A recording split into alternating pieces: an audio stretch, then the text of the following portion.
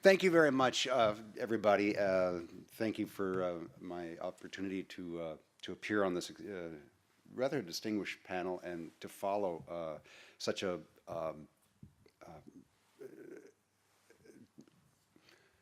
optimistic scenario of what can happen even where there's very limited resources and what you can do with data. That's just fantastic, and it kind of leads into what I'm going to be talking about because it comes back to the leadership topic of 2 days ago.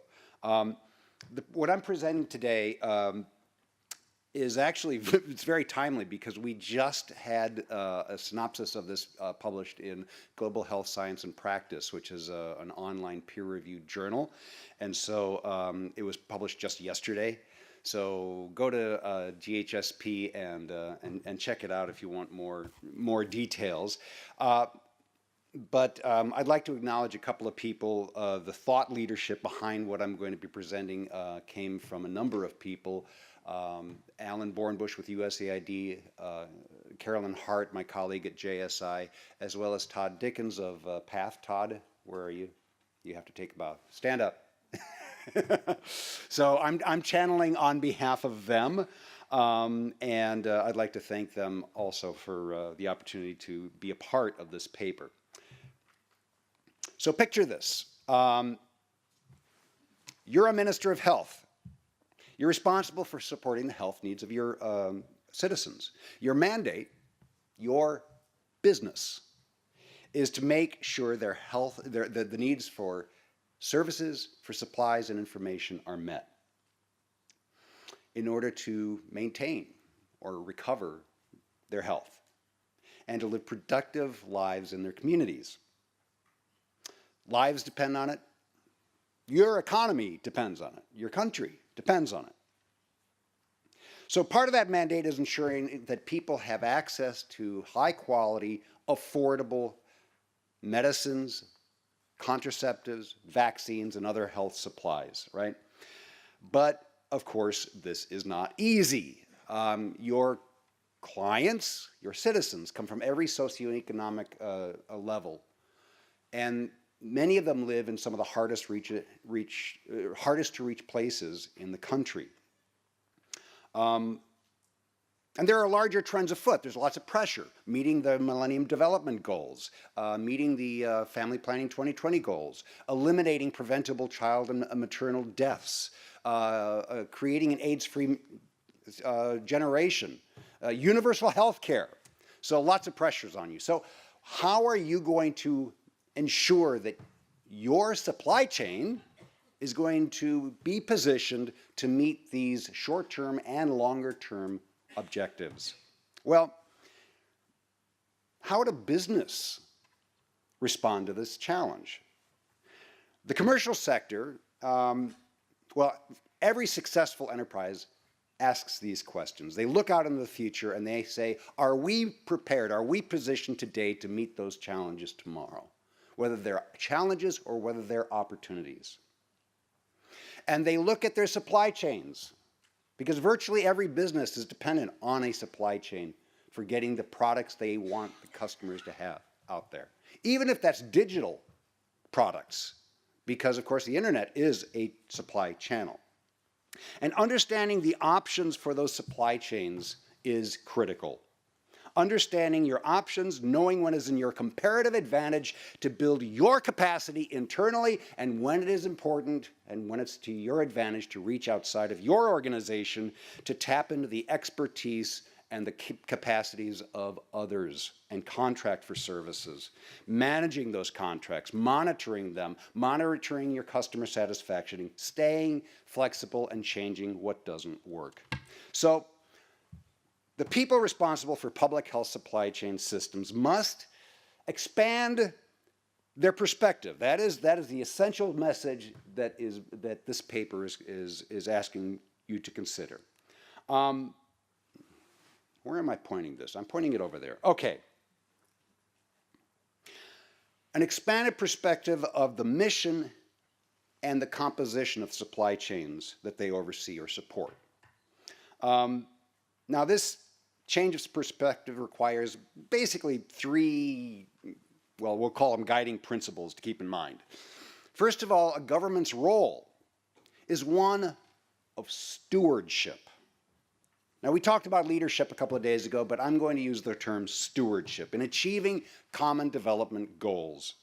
Governments should see themselves as the stewards of supply chains, providing vision, providing guidance, providing oversight, but not necessarily as operators of supply chains. That might be appropriate in some settings, and in other settings we see it evolving. The traditional vertical supply chains operated solely by governments are a thing of the past. Now, they still exist in many places, but the model is a thing of the past. Economies are expanding, services, private sector services are growing all over the world, and supply chain services are emerging wherever pavement replaces dirt roads. There are many different actors in the public health supply chains today, many more than there were just a decade ago. Recognize the multiplicity of actors, the multiplicity of players, the diversity of the supply chain options that you have access to, and that can now contribute to meeting improved product availability and improving public health outcomes. Governments should not be afraid to leverage the multiplicity of supply chain actors. In many countries that I've been to in recent years, there's been a lot of complaints from the Central Medical Store or from the Ministry of Health that there's so much going on and that we can't control it anymore. Exactly. Precisely. Don't try to control it. Try to leverage it. Try to make use of it. See it as a positive in managing the risk of dependence on a single supply chain, and take advantage of redundancy, of multiplicity to ensure that products are getting to where they need to be. Stay flexible and reduce risk. Collaborate, coordinate, create alliances among the sectors and among the players. So in other words, embrace the multiplicity and harness it into a broadly integrated system that links all these actors together in order to deliver health products where they need to be. Using segmented approaches, using harmonization,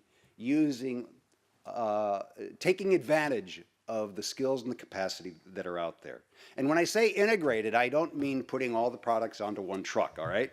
So just as we saw in the short video yesterday, we're talking about clarity of roles and responsibilities.